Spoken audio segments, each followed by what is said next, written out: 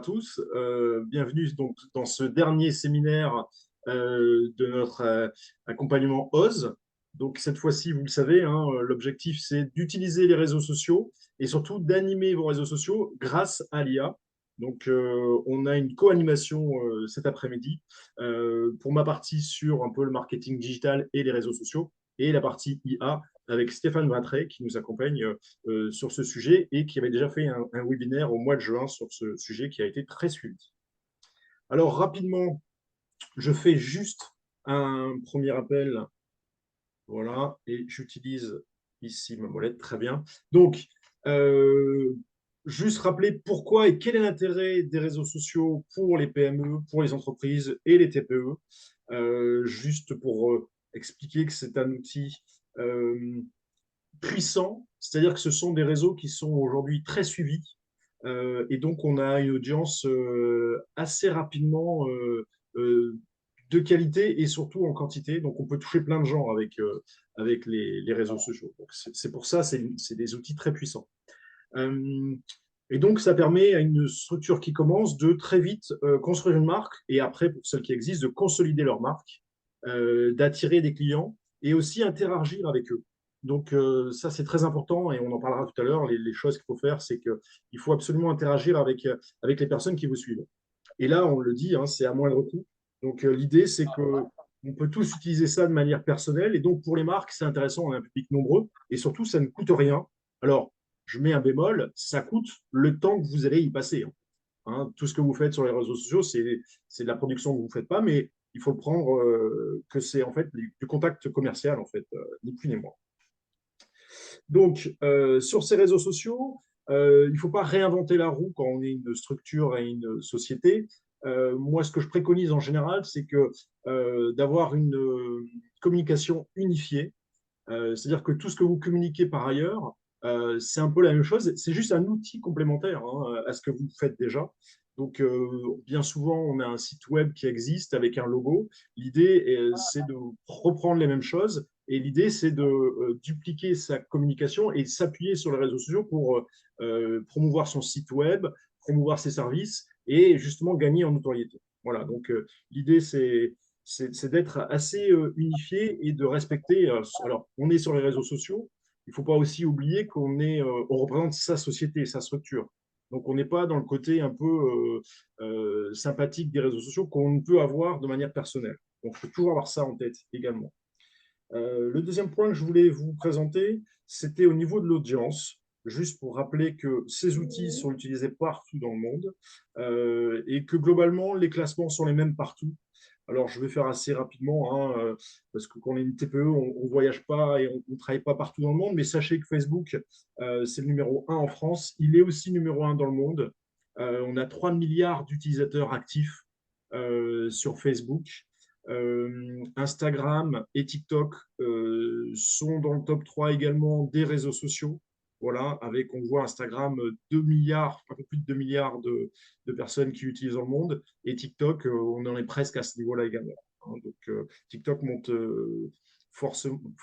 beaucoup en audience actuellement. C'est un des réseaux sociaux qui a le vent en poupe. Alors, il faut juste les segmenter un peu. Facebook, c'est tout à chacun qui est inscrit. En général, c'est le numéro 1 au monde et également, on a tous les publics qui y sont. Instagram et TikTok, c'est un peu moins vrai. TikTok, notamment, c'est très spécialisé sur les jeunes. Voilà. En Europe, pour parler de l'Europe, on a une utilisation très importante des réseaux sociaux.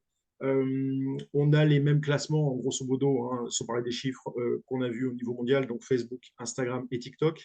Et on a une spécificité au niveau Europe et dans les pays développés globalement, LinkedIn et Twitter, avec LinkedIn qui est un réseau professionnel spécialisé sur tout ce qui est pro, donc on n'y trouve pas beaucoup moins les jeunes en tout cas.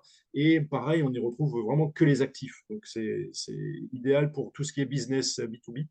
Et Twitter, c'est un peu différent. C'est un réseau social spécifique, très porté sur l'actualité globalement. Voilà. Donc, je voulais faire ce topo-là sur le monde et l'Europe. Et après, faire un focus un peu plus précis. Peut-être je vais directement arriver sur les réseaux sociaux en France. Voilà, si j'arrive Je vais parler directement du top 7 tel qu'on le trouve en France. Donc Facebook, là aussi, numéro 1 en France. Donc il faut quand même voir qu'il y a 45 millions environ de Français qui passent au moins une fois par mois sur Facebook. Donc c'est quand même des utilisateurs, en tout cas réguliers, récurrents. Euh, c'est trois quarts des Français qui utilisent Internet, qui vont sur Facebook. Donc c'est quand même, on vous parlait tout à l'heure, une façon de toucher plein de gens à la fois, mais c'est clairement ça en fait, hein. Là, on a 68 millions de Français et on a 45 millions environ d'utilisateurs actifs, c'est juste énorme en termes d'audience. Instagram, un peu moins utilisé, mais là aussi, on est à plus de 30 millions d'utilisateurs, donc 54% des internautes, donc c'est aussi très important. À noter, donc Facebook, je l'avais dit tout à l'heure, hein, c'est très populaire et on touche tout le monde, entre guillemets, euh, des jeunes jusqu'aux moins jeunes, j'allais dire, tout le monde est sur Facebook. C'est un peu moins vrai pour Instagram, qui est très suivi chez les jeunes, les adolescents et les jeunes adultes. Voilà. On a Snapchat aussi qui est très, très utilisé principalement chez les jeunes. Donc, on n'est pas loin des 30 millions d'utilisateurs. Donc, c'est assez important. TikTok également, avec un peu moins de 20 millions d'utilisateurs chaque mois en France. Voilà. Et ensuite, on a Twitter, alors qui est un peu en perte de vitesse. Twitter qui était très, très important. Et depuis 2-3 ans, et surtout depuis le rachat par Elon Musk, il est un peu moins suivi désormais. Mais ça reste une base intéressante, ça reste un canal intéressant à utiliser. Voilà. Donc, et tout à la fin, on a LinkedIn qui est placé en fin de ce classement-là, mais qui a quand même près de 15 millions d'utilisateurs et surtout des utilisateurs actifs et surtout professionnels. Donc là, on sait déjà que ça ne concerne pas tout le monde, ça concerne uniquement les actifs. Et quand je dis ça, c'est les 30 millions de salariés en France, par exemple, et tous ceux qui sont indépendants. Donc voilà, il y a quand même une bonne partie qui sont sur LinkedIn. Donc, c'est intéressant lorsqu'on veut faire des communications en B2B notamment. Voilà. J'ai mis en toute fin les nouveaux à suivre. Je parle de Threads. Donc, c'est l'équivalent de Twitter et c'est porté par Meta. Donc, entre guillemets, c'est sans doute un concurrent sérieux à Twitter prochainement. Et puis, BeReal aussi, c'est un des nouveaux réseaux sociaux qui existe et c'est un réseau social français qui a le vent en poupe en ce moment donc, et qui marche très fort chez les jeunes. Voilà. Et je vais faire une première pause peut-être avec Stéphane. Tu as des éléments à ajouter, Stéphane, sur ce point-là? Non, non, non, non, bah, sur l'effet des chiffres, bah, on se rend compte, d'ailleurs, en fait, pour compléter quand même, Facebook, c'est vraiment le réseau social tout public. C'est-à-dire qu'on y trouve aussi, des professionnels. Alors, Oui. le côté tout public, ça peut faire peur aussi pour les gens qui sont en B2B, hein, d'avoir une communication avec tout le monde, mais on y trouve aussi des groupes, spécialisés, hein, très professionnels, hein, et quand on sait qu'on peut justement, communiquer, mais de manière ciblée, ça reste un réseau qui est quand même très intéressant. Ouais, tout à fait. D'ailleurs, on ne peut pas être partout, ça c'est important de le voir. Pour les petites structures notamment, on n'a pas des personnes qui sont dédiées à la communication toute la semaine.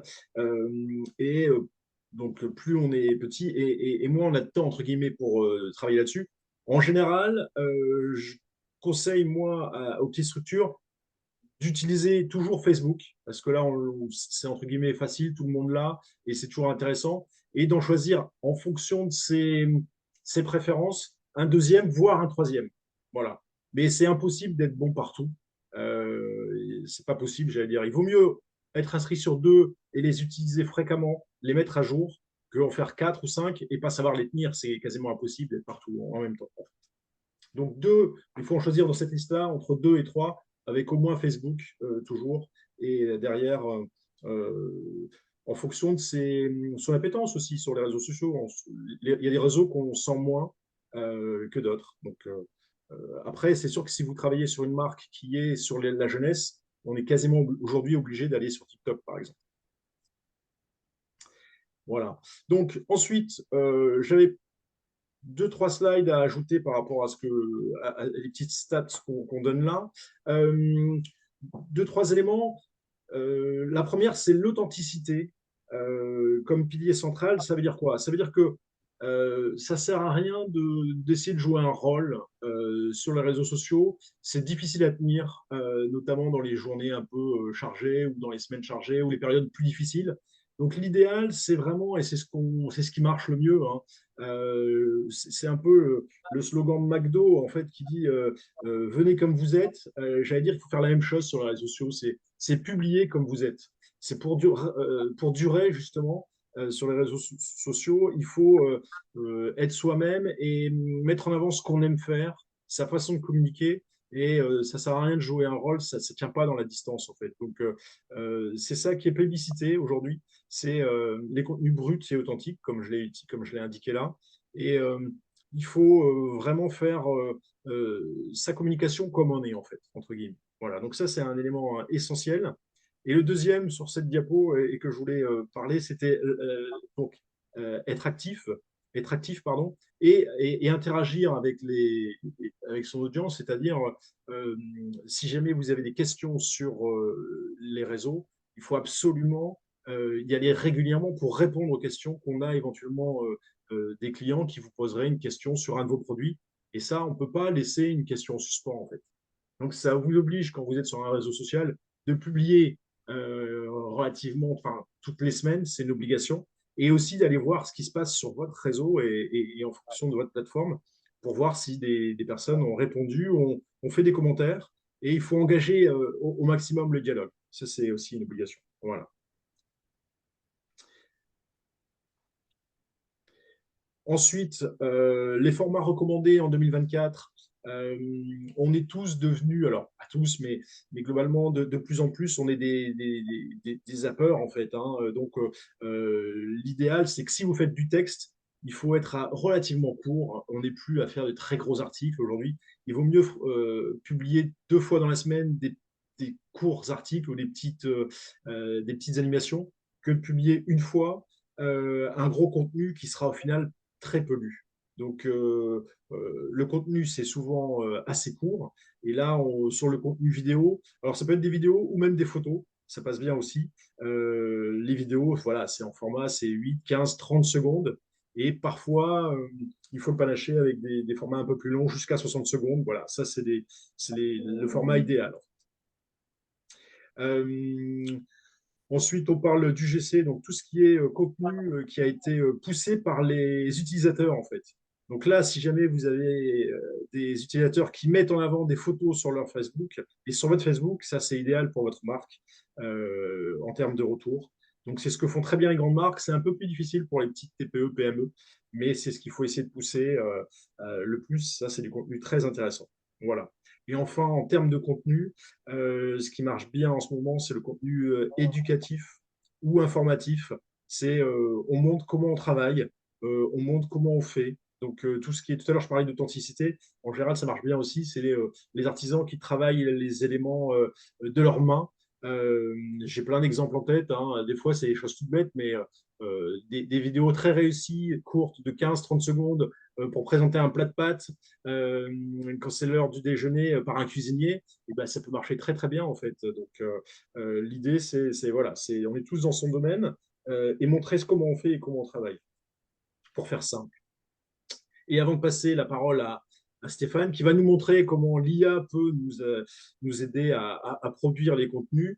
Je rappelle juste ce qu'on disait juste avant, l'ascension de la vidéo courte, notamment depuis TikTok. On est sur des vidéos très très courtes de plus en plus. Donc ça, c'est à garder en tête. On a la chance aujourd'hui tous d'être équipés d'un smartphone. Donc l'idéal, c'est de prendre beaucoup de photos, de prendre beaucoup de vidéos. Et lorsqu'on travaille justement, quel que soit votre domaine d'activité, essayez de prendre des vidéos et des photos de vos travaux. Et ça, les personnes qui vous suivent, elles vous suivent pour vous, en fait, et pour votre activité.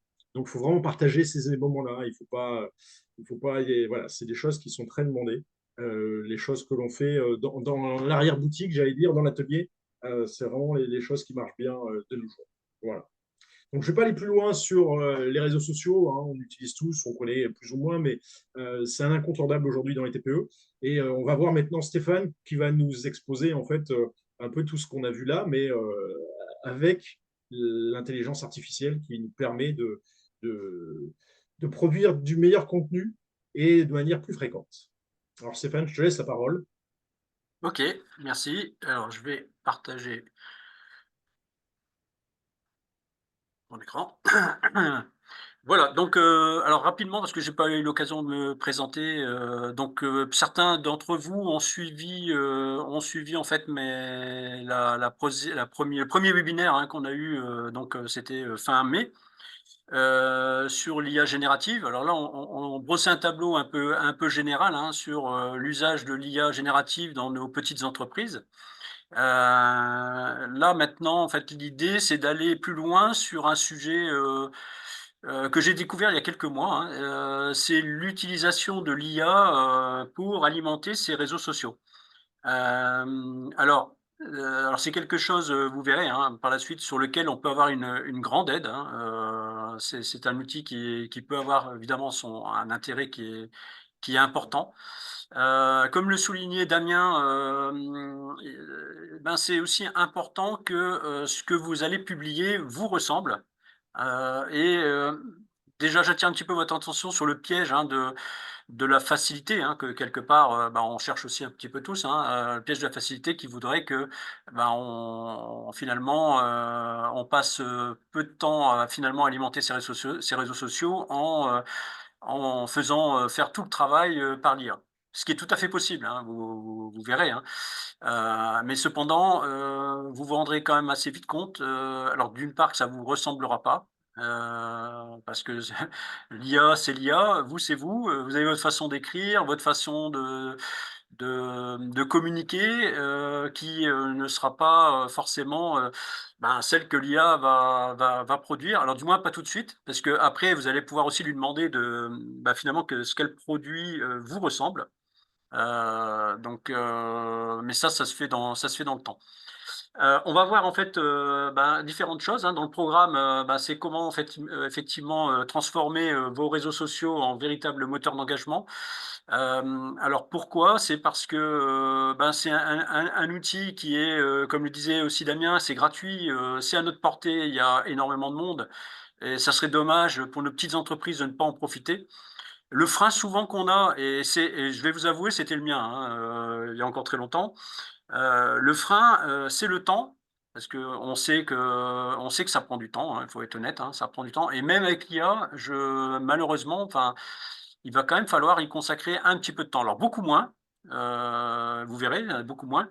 Après, c'est un outil qui est fantastique aussi pour des personnes, bah, comme moi, hein, je l'avoue, qui ont moins de facilité à l'écrit que d'autres. Il y a des personnes qui, bon, bah, pour eux, rédiger, c'est pas un problème.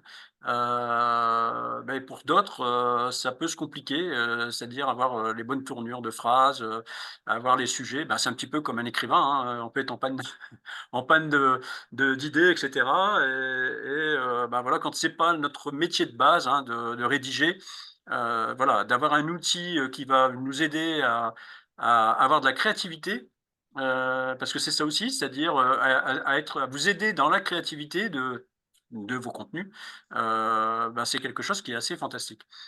On va voir aussi, bah, des exemples illustrés, c'est-à-dire qu'on ira, sur les réseaux sociaux, on en verra, principalement 2, ben, les 2 extrêmes, hein, de la liste de Damien, c'est-à-dire qu'on ira sur Facebook, hein, qui est quand même incontournable et donc qui servira aussi bien pour une communication, B2B que B2C, hein. Là, on fera un exemple plutôt d'une communication d'entreprise vers le grand public. Et puis on fera un exemple aussi, pour les entreprises, hein, qui communiquent, sur LinkedIn. Donc voilà. Donc on verra ça, et on verra aussi parce que c'est aussi une problématique et moi ça me posait aussi des problèmes avant, c'était d'avoir un visuel. Parce qu'on sait très bien que sur les réseaux sociaux, ce qui est important, c'est aussi l'image. Du texte, bah, on est tous comme ça, hein, on aime de moins en moins lire. Les contenus doivent être co comme disait le Damien, hein, il faut être assez concis, voilà, on n'a pas beaucoup de les gens n'ont pas beaucoup de temps, pour lire, et on lit de moins en moins. C'est une réalité, et donc il faut aussi la part belle à l'image. Bon, l'image va avoir l'intérêt d'attirer l'attention, c'est ça aussi, hein, c'est attirer l'attention. Il va, engager plus la personne à aller, lire votre contenu. Et alors quelque chose qui va être, aussi, intéressant et qui est assez difficile à faire, c'est de s'aider de l'IA pour mener une stratégie. C'est-à-dire que de prendre en fait les statistiques de vos publications, de prendre en fait les contenus que vous diffusez sur les réseaux sociaux et demander à l'IA d'analyser tout ça et de vous donner des points clés. Enfin, des points clés justement pour améliorer vos prochaines diffusions. Voilà, alors, hop là, voilà. Alors, ben, j'ai déjà dit beaucoup de choses, hein, qui sont là-dessus. L'IA générative, ça sera votre assistant, créatif. Il faut le prendre comme tel, hein. Alors, moi, j'ai l'habitude de dire, hein, que les IA, en fait, c'est pour moi pas des gens enfin, pas une solution qui est là pour vous remplacer, mais pour vous assister. Et il faut vraiment, dans l'avenir, se le prendre comme ça.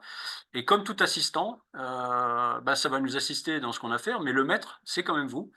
Et dans tout ce qu'on va faire, en fait, il faut toujours avoir l'esprit critique, hein, et même vis-à-vis de l'IA. Alors, ça va nous assister dans la génération du texte. Donc, pour produire un texte qui va être innovant, c'est-à-dire qui sera peut-être pas celui que vous auriez imaginé, qui va vous donner, qui va vous emmener sur des voies que vous n'auriez pas forcément prises. Donc ça peut être un bien. Alors parfois, ben, vous n'avez pas souhaité prendre ce que va dire l'IA, mais ça peut vous aider à avoir des idées sur ce que vous allez publier. Et en même temps, vous allez voir que les outils vont s'améliorer. Alors il y a un outil qui est sorti il y a moins d'une semaine, hein, qui s'appelle ChatGPT Search.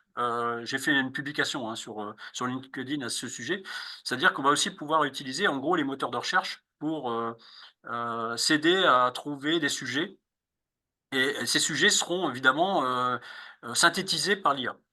On va aussi optimiser notre timing, parce que ben, grâce à l'IA, et en fait, je vous le montrerai tout à l'heure, il va nous aider en fait par rapport à nos contenus, par rapport à notre cible, à trouver le bon moment pour publier sur tel ou tel réseau social. Et on sait que par rapport aux cibles, chaque réseau social en fait a ses moments privilégiés de publication. Alors, il n'y a pas de vérité vraie, hein. Je pense que Damien, tu pourrais en parler aussi. C'est que ça peut être ça peut être une suggestion, hein, comme c'est indiqué, mais pas une réalité qu'il faut prendre au pied de la lettre, hein. En fait, il faut tester, hein, quelque part. Il faut peut-être partir de ce qui est conseillé, ce qui est conseillé, puisqu'on le trouve un peu partout, hein, d'ailleurs, hein. Il n'y a pas que l'IA qui donne les bons moments pour publier. Et puis, il faut essayer aussi sa propre, en cassant un petit peu les règles et puis en publiant d'une autre façon. On va pouvoir aussi créer des visuels avec des outils gratuits, hein, aujourd'hui, quand vous avez. Alors oui, parce que je n'ai pas précisé, mais tout ce que je vais vous montrer, c'est avec des outils gratuits, hein. Même si moi j'ai la version payante, mais ce que vous pourrez faire chez vous, je ne montrerai pas des choses où il faut la version payante. Alors vous aurez des limitations peut-être en nombre de prompts, enfin en nombre d'interrogations de l'IA et en nombre d'images que vous allez pouvoir générer, mais dans tous les cas, vous allez pouvoir vous en sortir avec la version gratuite. Et aussi, ben, ça va vous permettre aussi d'avoir des contenus variés, c'est-à-dire que ce ne sera pas toujours, parce que la problématique, hein, de la feuille blanche, c'est aussi parce que, et c'est la raison aussi pour laquelle moi je publiais pas régulièrement, c'est parce que, ben, on a l'impression assez vite d'avoir tourné en rond, de tourner en rond en fait, hein, d'être toujours un petit peu les mêmes sujets qui reviennent. C'est peut-être l'un des éléments le plus important, j'allais dire. C'est effectivement, ça nous permet de produire régulièrement des contenus de qualité, validés par nous, hein, proposés par l'assistant, et de produire plus souvent, justement, et plus fréquemment. C'est l'une des clés de la réussite sur les réseaux sociaux, en fait. C'est faire ça facilement et régulièrement. Ouais. Et donc, alors, nous, comme je l'ai souligné tout à l'heure, on va s'arrêter sur les deux réseaux sociaux, Facebook et LinkedIn. Alors chacun a sa façon de communiquer, hein. Donc Facebook, alors on est sur de l'engagement émotionnel, hein. On est évidemment sur du B2B, hein. Donc ce qui est privilégié souvent, c'est des récits captivants et des visuels attractifs. C'est-à-dire tout est fait sur les visuels, hein. D'ailleurs souvent c'est ce qui est regardé, hein, que ce soit en photo ou en vidéo, hein. Voilà, on est capté d'abord par les choses qui bougent, par les choses que l'on peut visualiser. Et par exemple, hein, dans les particularités sur Facebook, la communication, même pour faire de la communication comment dire, commerciale quelque part, bah, il faut utiliser dans les textes, hein, les codes de Facebook qui sont l'utilisation des emojis. Bon, pour créer en fait une ambiance et pour faire parler un petit peu le texte et pour le rendre moins plat. Aussi les hashtags, hein. Enfin, les hashtags, ça, on en parlera tout à l'heure, hein. Chaque réseau social a aussi son niveau d'importance par rapport aux hashtags. Alors que les hashtags, hein, pour ceux qui ne connaissent pas, en fait, ce sont des raccourcis, en fait, hein, des mots-clés, des raccourcis qui permettent bah, sur un sujet particulier, d'en apprendre plus et de voir que les posts qui traitent de ce sujet-là. Tu es d'accord avec la définition, Damien? Oui, clairement, c'est ça. Ça permet à ceux qui suivent un mot-clé spécifique de, sans être abonné à vos contenus, avoir accès à l'ensemble des contenus de ce sujet-là, en fait. Voilà. Et donc LinkedIn, ben là on est sur un contact, enfin une relation d'entreprise à entreprise, et donc là on est beaucoup plus professionnel. Alors évidemment, c'est pas pour autant qu'il n'y a pas d'image, hein. On a les deux, hein, effectivement, et on a aussi la notion des hashtags. Et donc ça veut dire quoi aussi quelque part? Ces réseaux sociaux vont appeler à avoir des différences de ton. euh, donc, ils vont être en fonction de ces plateformes-là, en termes aussi de taille de contenu, etc. Donc, c'est tout ça, en fait, il faudra le prendre en compte, hein, évidemment, sur l'outil d'IA. J'ai encore, voilà. Donc, les ingrédients, en fait, pour un post parfait, hein, donc, sur les deux éléments qu'on va voir, hein, évidemment, sur d'autres, ça peut être d'autres sujets, hein, c'est bon, les emojis, hein, les hashtags, un bon visuel et une personnalisation, donc adapter les contenus grâce à l'analyse d'IA, hein, que je vous disais tout à l'heure, hein, c'est-à-dire qu'on va pouvoir aussi demander à l'IA de nous challenger, et de vérifier nos posts et les mesures d'audience, et puis nous donner en fait quelque part des suggestions pour améliorer tout ça. Alors je vous propose en fait qu'on aille concrètement euh, lancer comment dire, un exemple en fait de création de contenu. Alors, parce que je suis un peu gêné par la barre qui est tout là-haut. Hop. Je ne sais pas si vous voyez toujours tout mon écran, si vous voyez les choses qui sont derrière aussi. Ça va bien, là, on voit. Ça va, ça va. Ok. Attends, je vais juste agrandir un tout petit peu, parce que moi, je ne vois pas les onglets. C'est un peu gênant. Alors, la première chose que j'aimerais vous expliquer, alors, c'est l'importance du prompt, avant de commencer quoi que ce soit, en fait. Quel que soit l'outil d'IA d'ailleurs, hein, que ce soit avec Copilot, hein, Copilot qu'on appelle maintenant, Claude 3.5, ChatGPT, Gemini, et j'en passe, hein.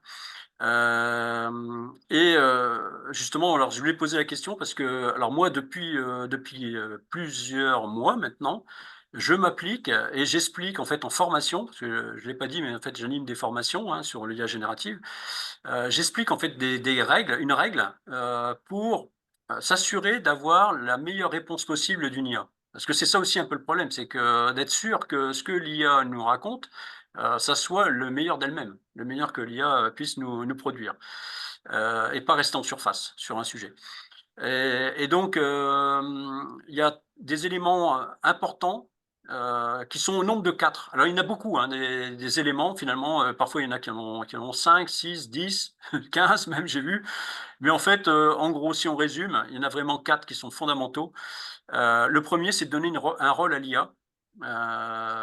Donc le rôle, c'est tu es un expert du réseau social LinkedIn, par exemple, hein, un exemple. Et moi, à chaque fois que je commence un prompt, je donne un rôle à l'IA pour lui mettre le focus en fait sur le sujet qu'on veut traiter. Le deuxième, qui est alors, toujours aussi important, hein, c'est le contexte. C'est-à-dire que pourquoi en fait, pourquoi j'ai besoin de l'aide de l'IA, et en fait, quel est le contexte de ma demande? Donc en l'occurrence, ça pourrait être, voilà, je rédige régulièrement je rédige des posts, hein, sur LinkedIn, voilà, et je souhaite, améliorer la qualité de mes posts, voilà, et j'ai besoin de ton aide. Bon, voilà, ça pourrait être le contexte. La tâche, ben, c'est quelle mission on va donner à l'IA? C'est là où on va lui donner un ordre, hein, on va lui dire, voilà, donc créer un poste en utilisant les meilleures solutions de communication de LinkedIn, par exemple, hein, pour que les entreprises en fait, qui lisent mes posts aient la meilleure information possible sur le sujet qu'on va traiter. Voilà, donc on va lui donner une tâche précise. Et les caractéristiques, alors là, c'est là-dedans ou dans cette partie-là où on va dire ajoute les emojis qui sont nécessaires dans une communication LinkedIn et n'oublie pas les hashtags hein, en fin de post. Voilà, en gros, hein, je vous résume un petit peu. Alors ça, c'est vraiment indispensable. Alors, il y a quelque chose qui est apparu maintenant il y a plusieurs mois aussi, c'est que pour nous simplifier la tâche, euh, ChatGPT, en fait c'est OpenAI, hein, la maison mère hein, de ChatGPT, a créé ce qu'on appelle des GPT, des GPT, des GPTs, parfois il y a apostrophe S, il y en a plusieurs. Donc si vous voyez sur mon écran, hein, vous avez tout ça même en version gratuite. Alors je ne sais pas si vous avez déjà tous été voir ce qu'il y avait derrière tout ça. En fait, des GPT, c'est en fait des modèles de chat GPT spécialisés dans un domaine particulier. Alors donc il y en a dans plein de domaines, il y en a plusieurs millions. En fait, aujourd'hui on est à 7 ou 8 millions de GPTs sur différents sujets. Alors quand on clique dessus, ben, c'est un petit peu comme c'est un petit peu comme sur votre mobile, hein, sur le Play Store hein, de votre mobile, on va se retrouver en fait devant une fenêtre de recherche et avec derrière des suggestions hein, de GPTs. Alors comme il y en a plusieurs, ils sont catégorisés hein, effectivement et les plus populaires sont mis en avant. Nous, on va aller chercher directement en fait un GPTs adapté. On va prendre celui par exemple de Facebook. Alors comment ça se passe?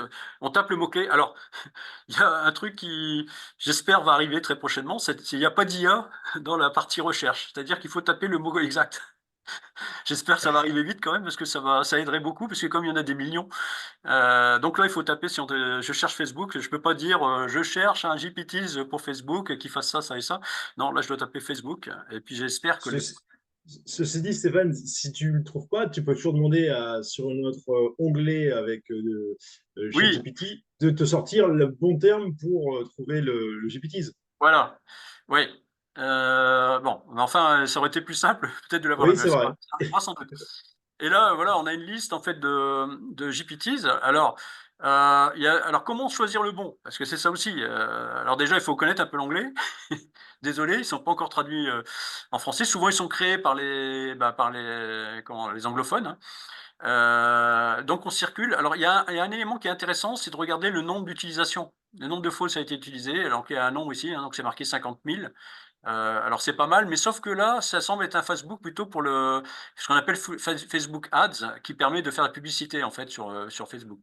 Donc c'est pas forcément le plus adapté. Et je descends un petit peu. Ah, j'en ai un ici. Alors il a un petit peu moins, hein. Donc lui, il est à 10 000 exemplaires, 10 000 utilisations. Donc ça semble pas trop mal. Donc après je peux descendre, mais en fait les chiffres ils vont descendre aussi, hein. Donc là j'ai à 800, je suis à 5 000, 1000.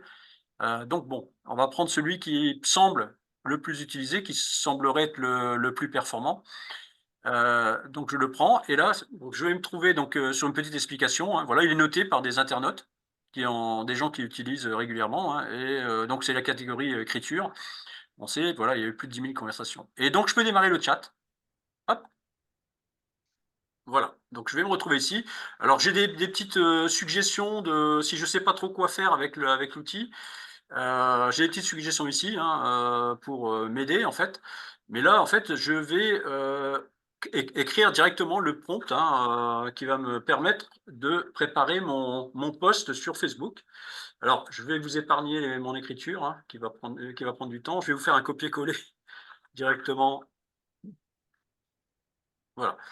Alors, j'ai une habitude et je pense qu'il faut que vous la preniez aussi, c'est de passer du temps à écrire. Alors, c'est Oui. Alors, vous vous embêtez pas, vous avez trouvé sans doute des fautes, hein, des fautes d'orthographe ou des fautes de frappe, etc. C'est pas très important en fait pour ChatGPT.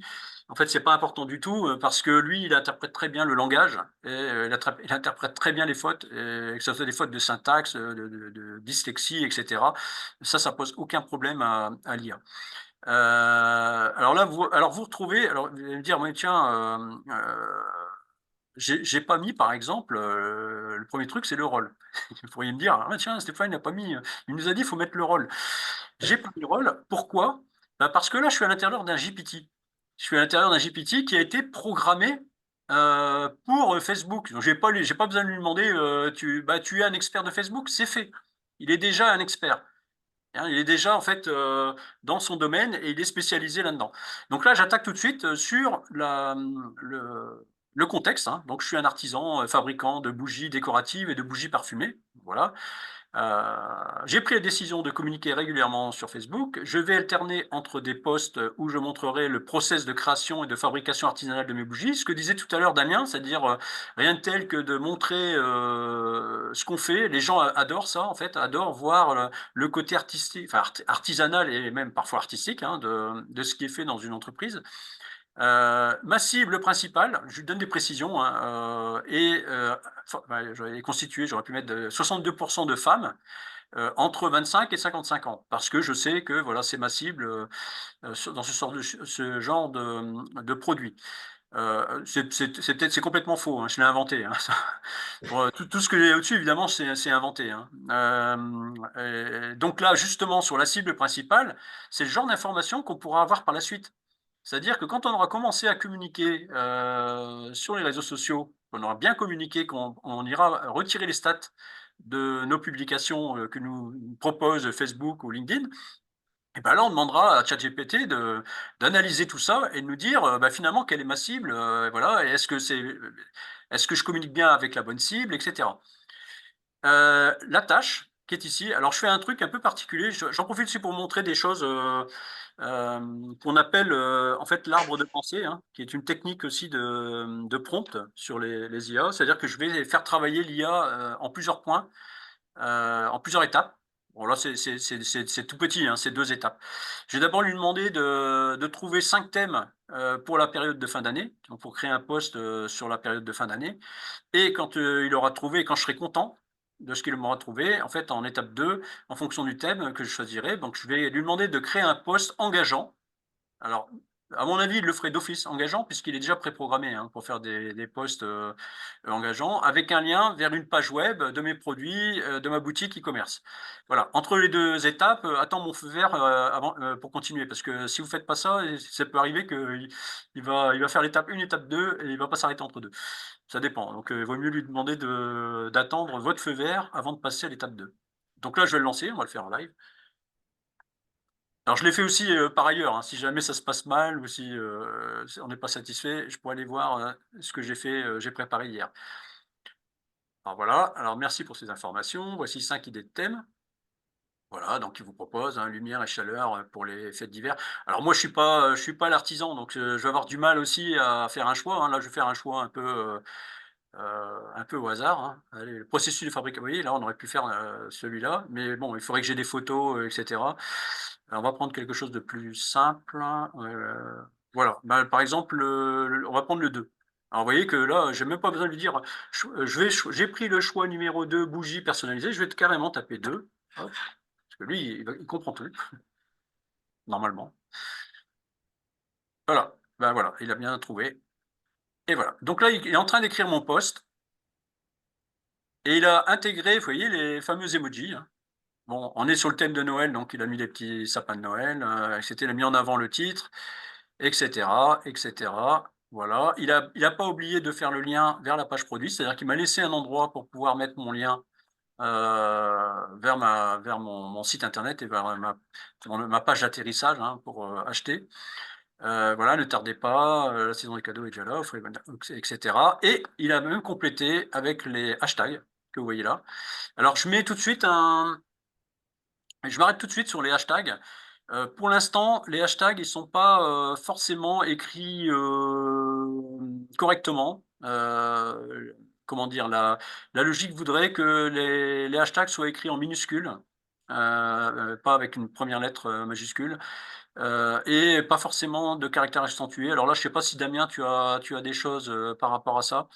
Oui, là, c'est Me bien de semble. mettre des hashtags. Et, enfin, moi, ça me semble qu'il y en ait beaucoup, notamment pour Facebook. Mais à la rigueur, si tu lui dis, peux-tu me réécrire la même chose Oui, avec des hashtags peut-être corrigés et en prenant les trois plus efficaces, par exemple? Est-ce qu'il va te le oui, faire oui, là en oui. direct? Ça, on peut lui dire, hein. Alors, Vas-y pour moi. écris les hashtags. Alors, les hashtags en minuscules.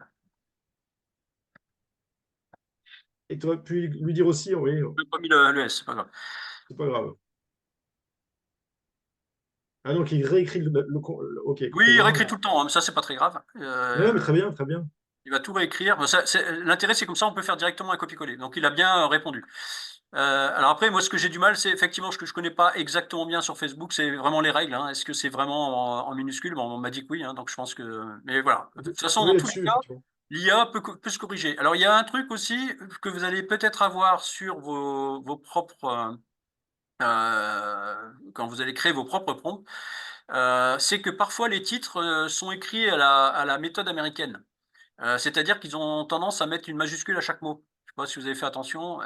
Et ça, c'est pas les règles de typo en France. Et alors, vous pouvez très bien publier comme ça, hein, c'est pas gênant, sauf que ça se voit. Du coup, ça se voit que c'est fait par l'IA, quoi. Parce que c'est pas du tout des règles de typo en France. En France, on écrit comme c'est écrit là.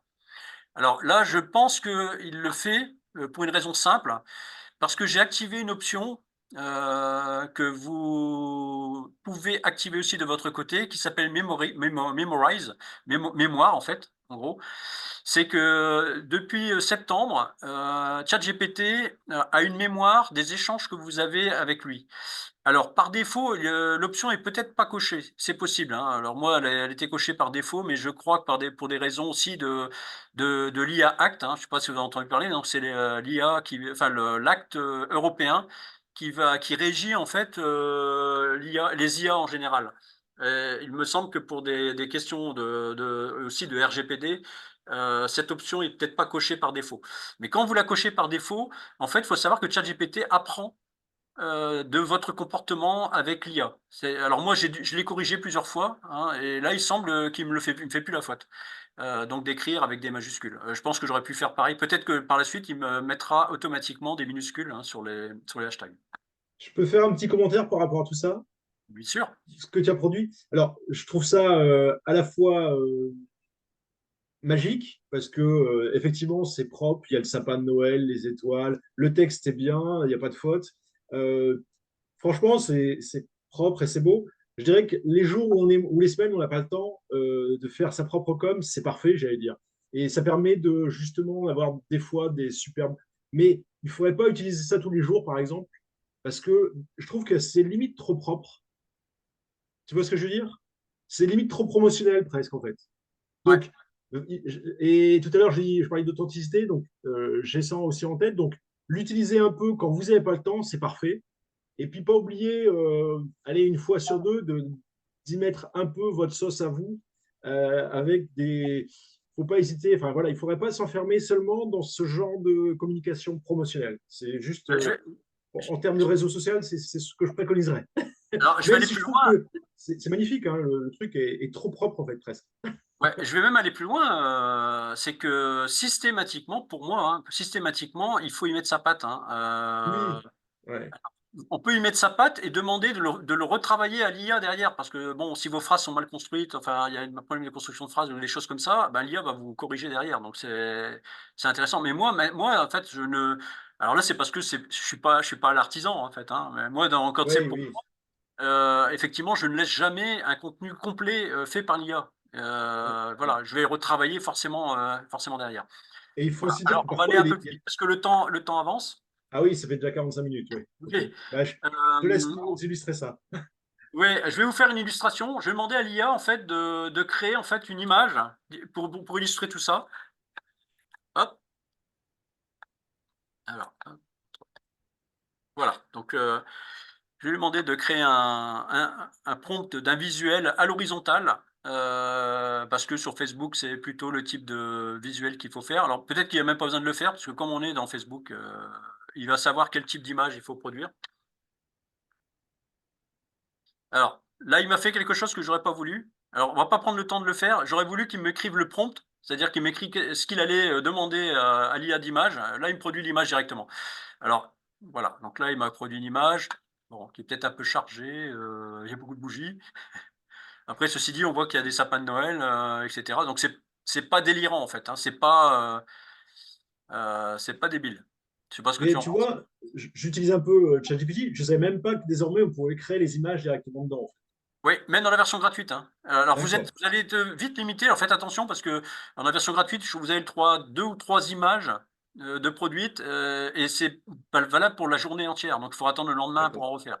Après, il y a des alternatives. On n'a pas le temps hein, là, mais il y a d'autres alternatives gratuites.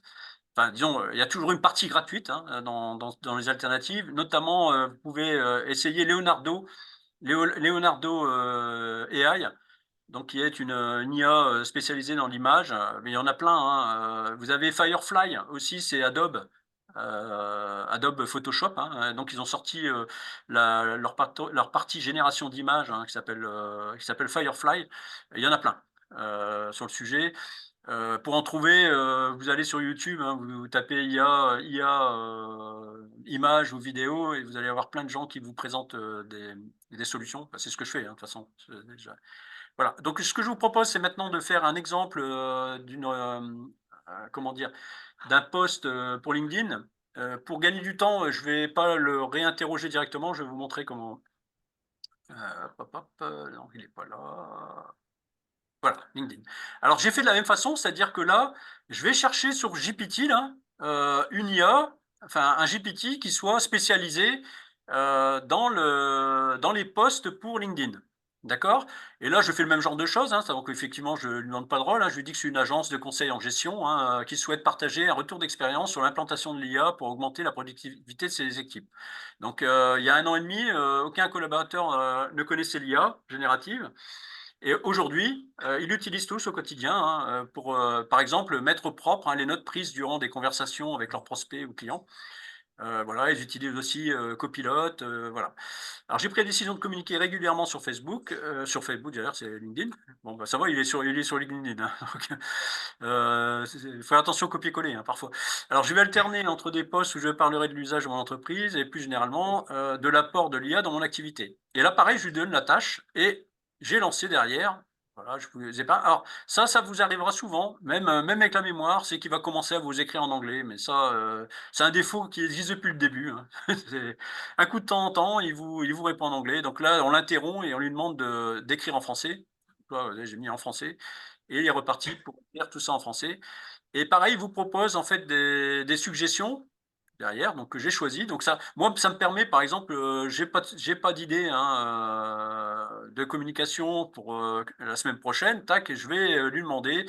Alors si ça m'avait pas plu, j'aurais pu lui dire, ben non, j'en veux cinq autres. Et puis hop, il sera reparti à chercher cinq nouvelles suggestions.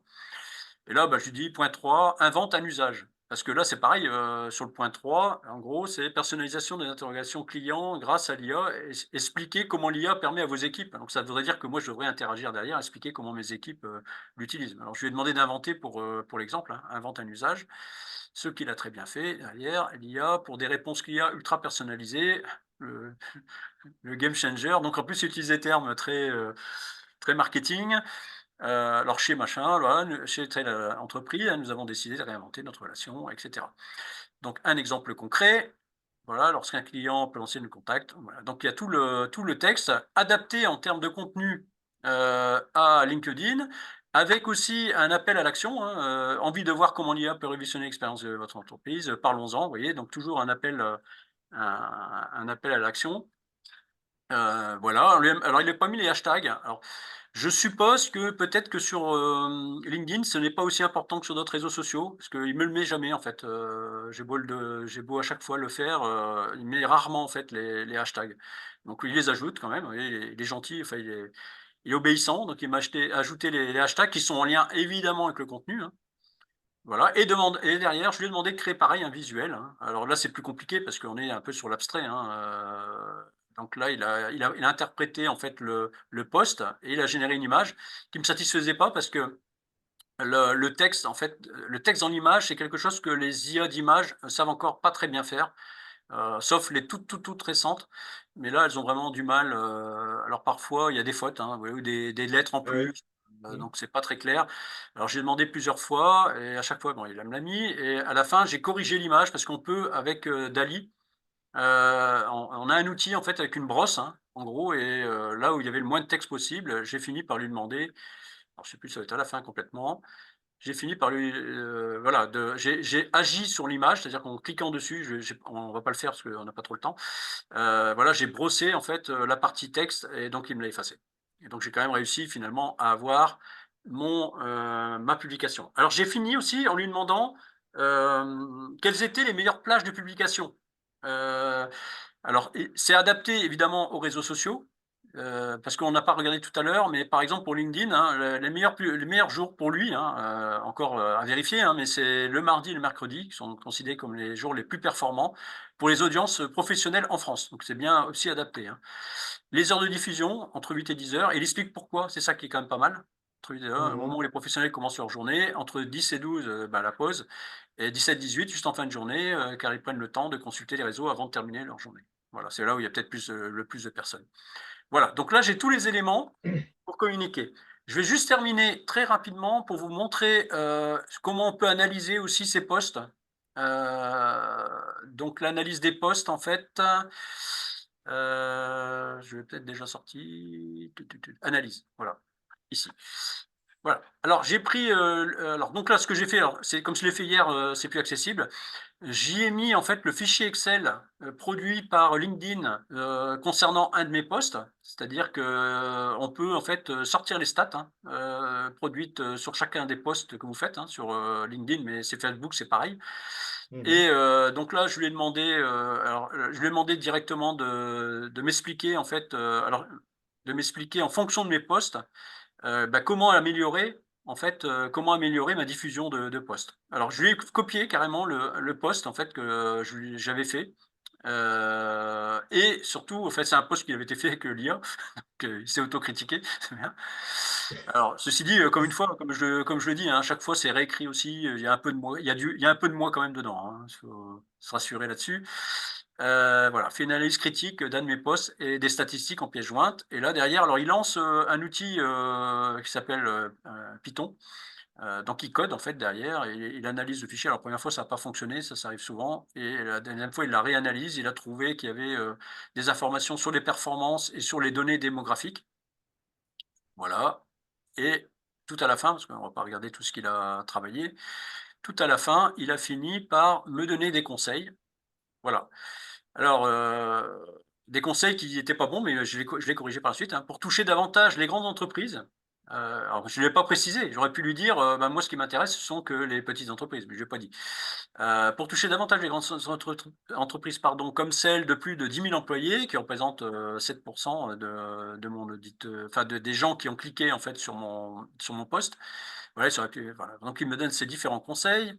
Pareil sur la partie visuelle, à surtout utiliser des visuels, adaptés, en testant les formats, PDF. Oui, parce que, je l'avais précisé plus haut, hein, que ça m'arrivait aussi de mettre du contenu sous forme PDF, hein, sous forme de slides, en fait, des slides,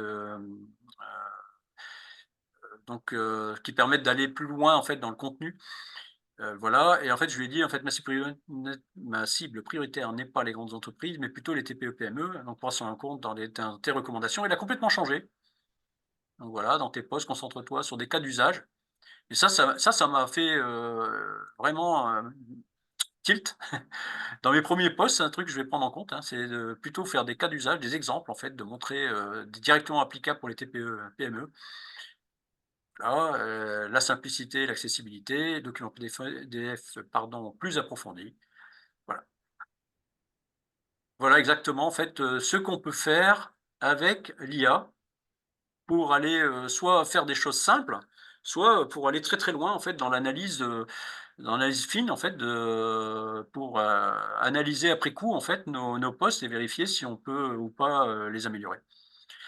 Alors, en conclusion, pour ma partie,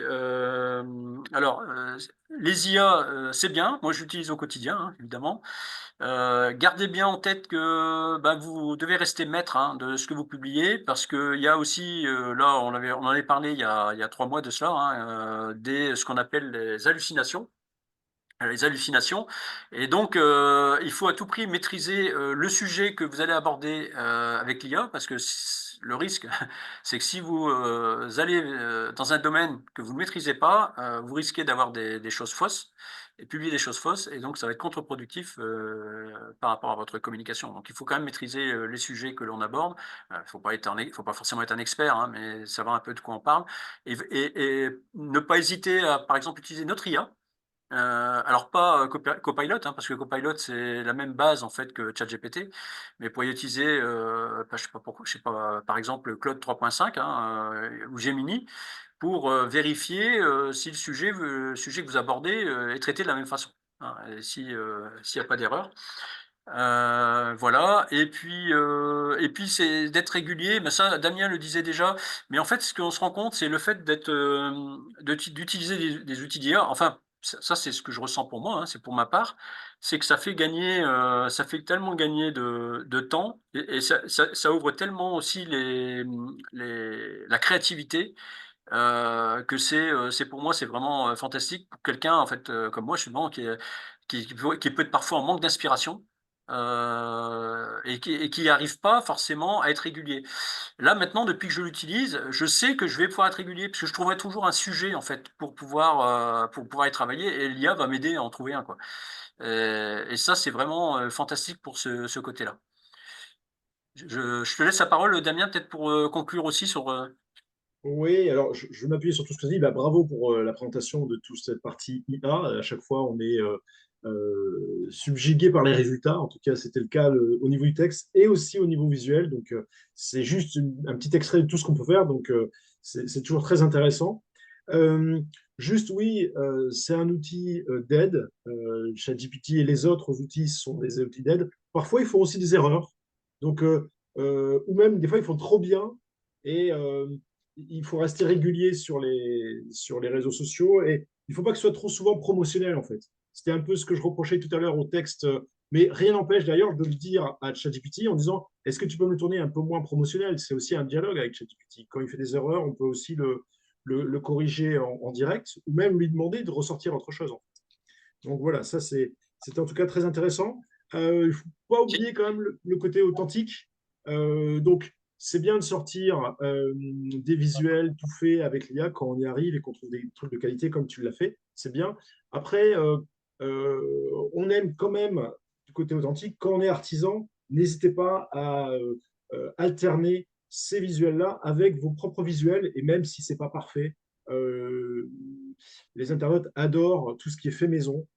Tout ce qui est réel et tout ce qui est fait en arrière-boutique. Donc, quand on est artisan, quand on est menuisier, quand on est brasseur, quand on fait aussi de la sellerie comme Vincent et qu'on produit les choses de la main, il faut vraiment les mettre en avant, en tout cas au niveau visuel, et pas hésiter à, à utiliser l'IA sur la partie textuelle pour ajouter un petit peu de texte, pas forcément long, mais pour mettre un petit peu d'ambiance, on va dire.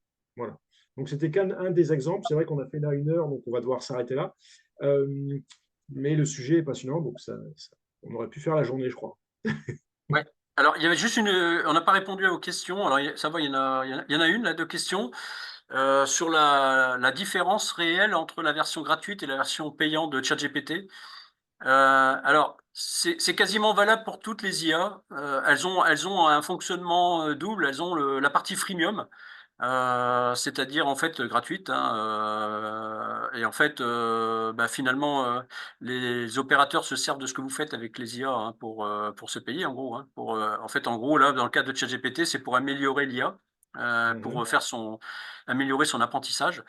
Ceci dit, la politique d'OpenAI depuis le mois de mai dernier, c'est de donner le même outil, avec parfois un décalage de quelques semaines, mais c'est le même outil en fait. La seule différence, ça va être le nombre d'usages que vous allez pouvoir faire dans les heures, hein, dans les heures qui vont suivre, ou dans la journée. Ça fonctionne toujours comme ça, hein. Et là, par exemple, dans les dernières nouveautés, ce que je peux vous dire que qu'il n'y a pas encore dans la version gratuite, alors il y a eu, alors vous avez vu qu'il y a ChatGPT Voice, qui est un truc assez incroyable, hein, avec des voix, qui sont, des voix humaines, hein. Il y a quasiment plus l'accent, américain, hein, dans les discussions.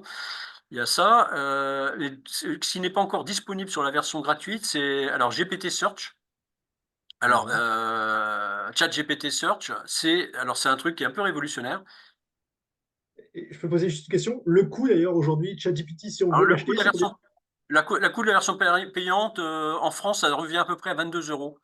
D'accord, par C'est 20 mois, c'est une vingtaine de dollars, hein, mais en euros, ça fait 22 € à peu près. tous les mois, c'est ça? Tous les mois, ouais, Ok, tous d'accord. les mois.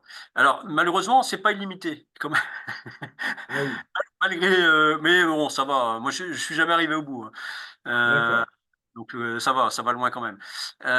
Donc il y a ça, alors ChatGPT Search, vous allez en entendre parler, beaucoup, dans les alors là, pour l'instant, ça fait pas trop le buzz parce que c'est que dans la version, ceux qui payent. Mais en fait, c'est en fait un concurrent de Google. C'est-à-dire que là, en fait, ChatGPT s'est mis sur le même marché que Google. Dans ChatGPT, vous posez une question, vous cherchez, je sais pas moi, un bon restaurant, à côté de chez vous. Bah, là, il va vous sortir la map, hein, avec, les meilleurs restaurants, du coin. Avec, bien sûr des images, avec, tout ce qu'on voit en fait dans Google. Donc c'est aussi à part alors c'est un petit cran en dessous de Google, mais, on imagine bien que ça va s'améliorer et donc, ça va faire mal à Google parce que ça veut dire qu'il y a de moins en moins de gens qui vont peut-être, l'utiliser. On a encore peut-être deux questions. L'une d'Isis, pour faire des vidéos courtes, est-ce qu'il existe des outils IA spécialisés? Ouais, ouais, ouais, il y a, Luma, Luma qui permet de faire des vidéos courtes. Bah, vous pouvez pas faire des longues parce qu'il faut payer. Donc courtes, alors c'est entre 5 et 10 secondes. Si on avait eu le temps, je vous aurais montré ce que qu'on a accompagné, mon savon végétal qu'on a accompagné, l'a très bien utilisé. En fait, en gros, elle a pris une photo et elle a fait, avec l'IA, elle a fait un slow motion. D'accord, Et donc ça fait vraiment très bien, ça rend dynamique en fait. Alors, vous irez voir, hein, par vous-même, vous allez sur Mon Savon Végétal, et vous allez regarder. Alors, c'est un post qui date du mois de juin, mai ou juin, juin, je pense, juin. Et donc, vous verrez ce qu'elle a fait, et elle l'a fait que Luma. d'accord. Voilà, donc Bon, ça très existe. bien. Il y en a plein d'autres, hein. Et une dernière question de la part de Justine, qui parle de confidentialité. Et c'est vrai que c'est un sujet important. Oui. Pas mettre d'informations confidentielles de votre société en analyse, on va dire. Oui, oui, oui, oui, oui. Alors, c'était pas effectivement l'objet d'aujourd'hui, mais c'est bien de le rappeler. Je le disais tout à l'heure, l'IA, en fait, se sert de ce que vous faites avec l'IA, hein, pour s'améliorer, mais aussi, du coup, des informations qui pourraient être confidentielles ne le seront plus si vous les communiquez avec l'IA. Si vous Oui, tout communiquez à fait. avec l'IA. Donc, c'est ça un peu le Donc, danger. Attention à la confidentialité, effectivement, bah, ne pas mettre de nom propre. Alors déjà, de toute façon, vous ne pouvez pas faire de photos, par exemple, avec DALL-E, l'outil, image de ChatGPT, vous ne pouvez pas faire, en fait, de photos du pape en doudoune, par exemple, si vous vous rappelez de ce qui s'était passé il y a un an. Donc oui, ça sera pas possible, hein. Mais néanmoins, si vous lui envoyez un nom, bah, le nom est transmis en fait, chez OpenAI, hein, la société mère de ChatGPT et donc il y a un risque au fait effectivement de fuite de données. d'accord. Heu Je pense que là, Justine faisait notamment référence à, tu sais, l'analyse de tes stats sur LinkedIn. Pardon? Je pense que Justine faisait référence, tu sais, à l'analyse de tes stats de LinkedIn, par exemple. Oui. Que, bon, après, ça, c'est pas extrêmement confidentiel, mais Non, bah, non parce qu'il y a rien de il y a en fait, dans les stats, il y a rien de nominatif, hein. Il y a que d'accord, des tranches d'âge, des nombres comment dire? La taille de l'entreprise, des choses comme ça, quoi. d'accord. Il y a pas de Ok. nominatif et là, je vois aussi quelque chose, oui, une réflexion intéressante. Oui, c'est vrai qu'on va changer de terme. On va plus parler de moteur de recherche, mais moteur de réponse. Parce que quand je parle de ChatGPT Search, c'est que c'est pas alors ça sert à faire de la recherche effectivement, mais lui, en fait, il va vous travailler la réponse. C'est-à-dire qu'il va vous, mettre de l'intelligence artificielle sur la réponse, au lieu que vous alliez dans chacun des liens que vous allez trouver, en fait, sur le moteur de recherche. Là, lui, il va aller faire la synthèse. C'est-à-dire qu'il va aller chercher les meilleures réponses possibles dans les différents Hmm. sites et il va vous en faire une synthèse, par l'IA. Donc c'est là où c'est intéressant, quoi. Ouais, clairement, clairement. Bon, et puis il y a Ok. d'autres outils nouveaux hein, qui arrivent, hein, c'est assez fou, hein. Mais ça arrive dans les semaines qui viennent, donc pour ceux qui sont gratuits, bah, il suffit de patienter un petit peu, vous allez voir, c'est Et pas ça mal. évolue tous les jours. Ça évolue tous les jours. Ok, ok. Bon, bah, écoute, Stéphane, merci. C'était un plaisir d'animer ce webinaire avec toi.